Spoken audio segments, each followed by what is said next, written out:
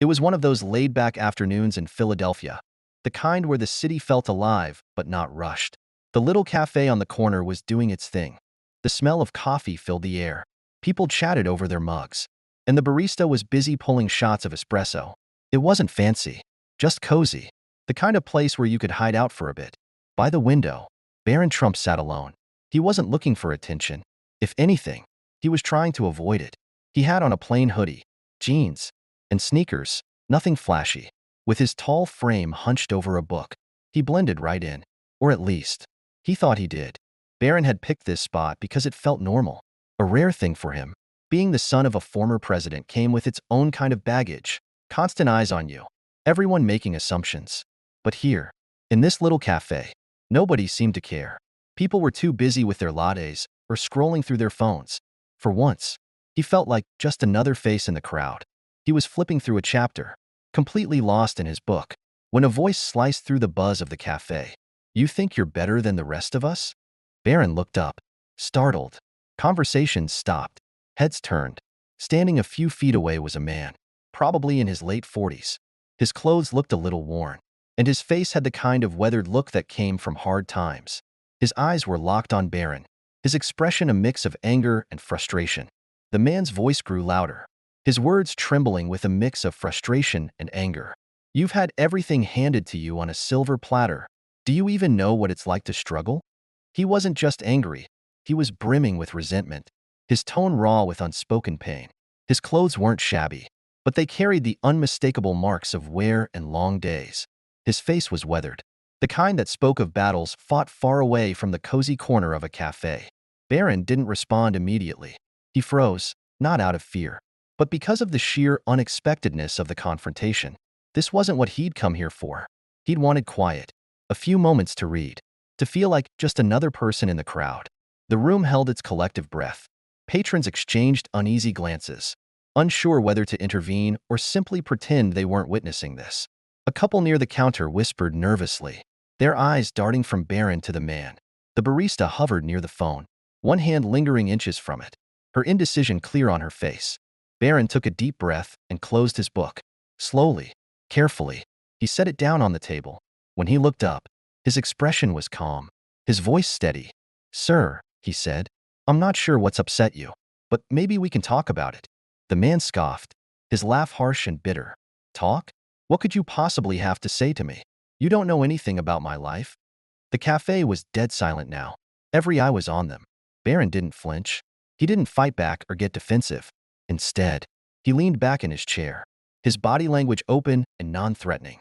Then, he did something no one expected. He gestured to the empty chair across from him. "Why don't you sit?" Barron said, his tone even, almost gentle. The man stared at him, his eyes narrowing. "Why would I sit with someone like you?" he snapped. "You're just another spoiled kid who's never worked a day in his life." Barron didn't flinch. If the insult stung, it didn't show on his face. Instead, he nodded slightly, his expression thoughtful. "Maybe you're right," he said, his voice quiet but steady.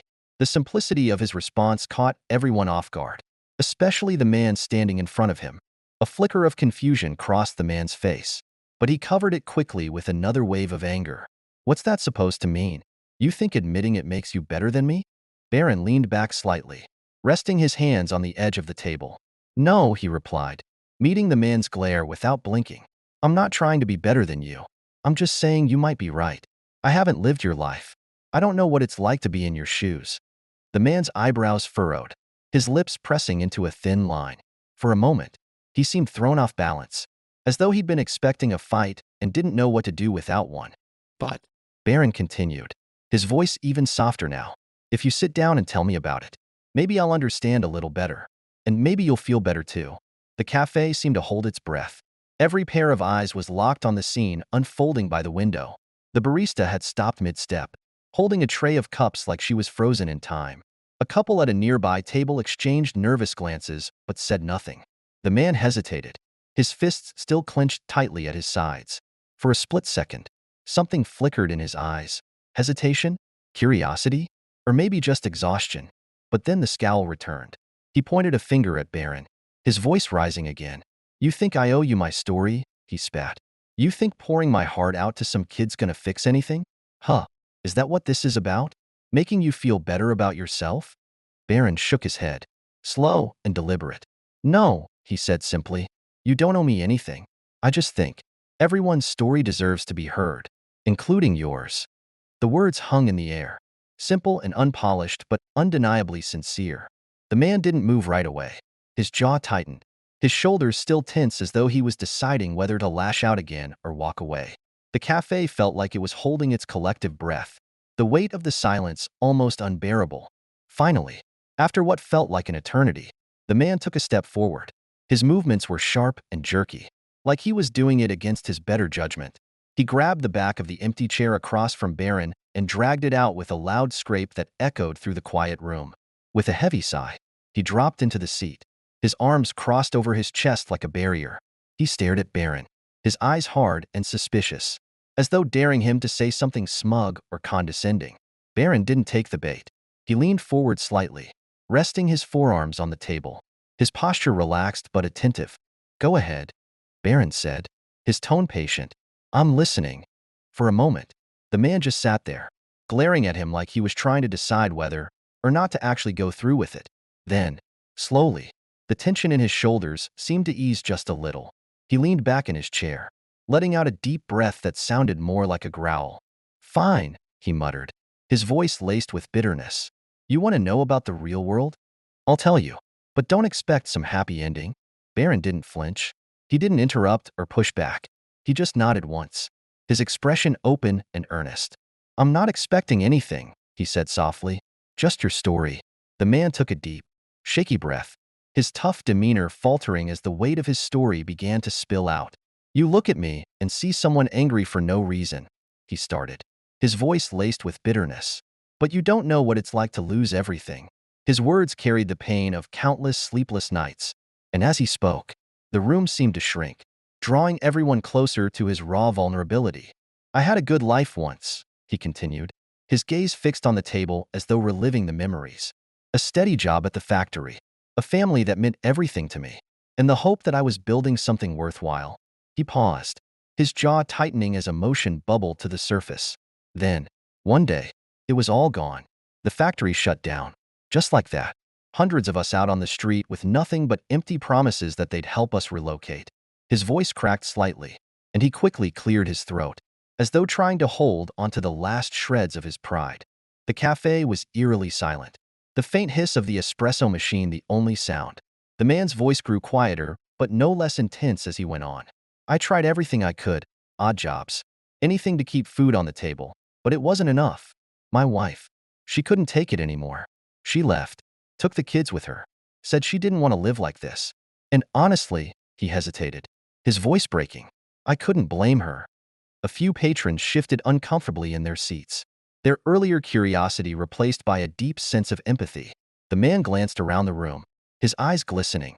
Do you know what it feels like to walk into a room and feel like everyone's judging you? Like they already decided you're a failure before you even open your mouth? His voice cracked, and he quickly looked away, the vulnerability too raw to share fully. Barron remained silent throughout the confession, his steady gaze never leaving the man. He didn't interrupt or rush to fill the silence, giving the man the space to unburden himself. The young man's calm demeanor and empathetic presence seemed to draw the older man out further, his words spilling forth as if he'd been holding them in for years. And then I see someone like you, the man continued, his voice rising again, though the anger now seemed dulled by exhaustion. Sitting there with your nice clothes, reading your book like you don't have a care in the world. It makes me mad, because no matter what I do, I'll never have what you have. Barron stared at the man for a moment, his expression unreadable. The cafe was so quiet you could hear the soft hum of the espresso machine. Everyone was watching, waiting to see what he'd do next. For a guy who wasn't trying to draw attention to himself, Barron sure had everyone's eyes on him now. He didn't rush to speak. Instead, he placed his hands flat on the table, almost like he was grounding himself. When he finally looked up, his voice was calm but steady. I don't think I can say anything that'll make this better, he said, but I want to try. The man's eyes narrowed. He wasn't buying it. What could you possibly have to say to someone like me? He shot back. His voice wasn't as loud this time, but it still carried that edge of anger. Barron tilted his head slightly, like he was really thinking about it. I don't know, he said honestly. But maybe that's why we should talk. Because I don't know. And maybe I need to. The man blinked, clearly not expecting that answer. His shoulders were still tense, but his fists had unclenched. He looked at Barron like he was trying to figure him out. Barron leaned back in his chair, keeping his voice soft but firm. I get it, he said. You see me sitting here, reading my book, and it feels wrong. Like I don't know what it's like to struggle. Like I don't belong in the same world as you. The man didn't respond right away, but something in his posture shifted. He wasn't leaning forward anymore, wasn't quite as ready to attack. And maybe you're right, Barron continued. I've never worried about where my next meal is coming from.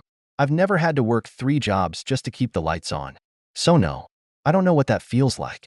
But, he hesitated, like he was choosing his words carefully. That doesn't mean I don't know what it's like to feel stuck, or judged, or invisible. The man scoffed, but it was softer this time, more skeptical than angry. Invisible? You? Barron nodded. Yeah, me. Because when people look at me, they don't see me. They see my name, my family, the headlines. They've already decided who I am before I even open my mouth. And sometimes, no matter what I do, I feel like I can't change that. The man crossed his arms again, but it wasn't the same defensive stance as before. It was more thoughtful now, like he was weighing Barron's words. Barron leaned forward slightly, resting his forearms on the table. I'm not saying it's the same as what you've been through, he said. It's not. But pain is pain. Feeling like the world's against you. Like you'll never be enough. That's something we all deal with, right? Even if it looks different for each of us. The man didn't answer right away. He just stared at Barron, his face a mix of confusion and something softer, maybe understanding. I don't know your story, Barron said after a moment, but I'd like to, if you want to tell me. For a second, it seemed like the man might explode again. His jaw tightened, and his eyes darted around the cafe. But then, he did something no one expected. He sat down. The chair scraped loudly against the floor as he dragged it closer to Barron's table. When he finally sat, he crossed his arms and leaned back, still guarded but willing to stay. You want to know my story? He asked, his voice quieter now. Fine, I'll tell you. And then he did. The man talked about losing his job when the factory shut down, how the promises of relocation never came through. He talked about the odd jobs he picked up, the bills he couldn't pay, the nights he went to bed hungry so his kids wouldn't have to. He talked about his wife leaving, taking the kids with her, and how he didn't blame her even though it broke him. I'm tired, he said finally, his voice cracking. I'm just so damn tired of fighting and never getting anywhere. Barron listened, really listened. He didn't interrupt, didn't try to fix anything. He just sat there, nodding occasionally, his expression soft but serious. When the man finished, there was a long pause. The cafe was still quiet, but the tension was gone. It felt like everyone was holding their breath, waiting for what would happen next. I'm sorry, Barron said, his voice steady. I can't imagine how hard that must have been, must still be, but thank you for sharing that with me. I think more people need to hear stories like yours. The man blinked, his defensive posture loosening. He rubbed the back of his neck awkwardly, glancing around the cafe as if noticing for the first time how many people were watching. There was a flicker of self-consciousness in his eyes. But then, he looked back at Barron, and something shifted. You're not what I expected, he said, his tone softer now, tinged with an unfamiliar respect. For a long moment, neither of them spoke. The entire cafe seemed to hold its breath, as if everyone in the room knew that something had changed. Finally, the man sat back in his chair, his expression less guarded. And when he spoke again, his words were stripped of all their previous hostility. I came in here mad at the world, he admitted, shaking his head as if in disbelief.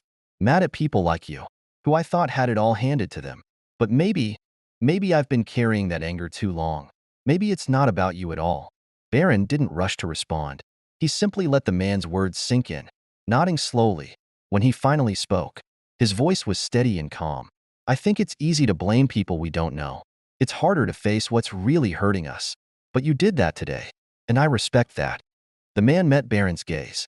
His eyes softened, no longer filled with anger but a quiet, weary kind of gratitude. You're a good kid, he said reluctantly, almost as though admitting something painful. I don't say that often. And with that, the atmosphere in the cafe shifted. The tension that had hung over the room began to dissipate, replaced by a new understanding. a shared moment of connection that left everyone present with something to think about. As the man made his way to the door, he paused just before stepping outside, glancing back at Barron.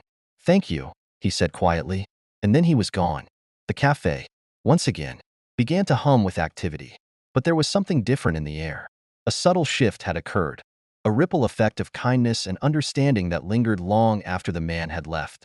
The barista smiled faintly. A couple of patrons exchanged glances, and a few small acts of kindness were passed around. Barron, after a moment of reflection, returned to his seat, picking up his now cold tea and glancing back at his book.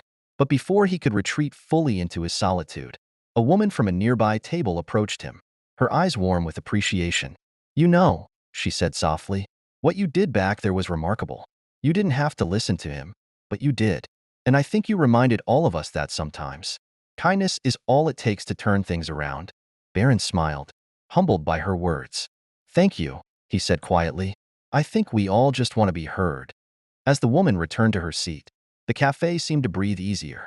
Conversations resumed, but with a new energy, an energy fueled by empathy and the reminder that understanding one another, even for just a moment, can change everything.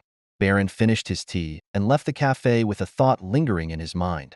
Sometimes, it only takes a little bit of kindness to turn someone's day and maybe even the world around.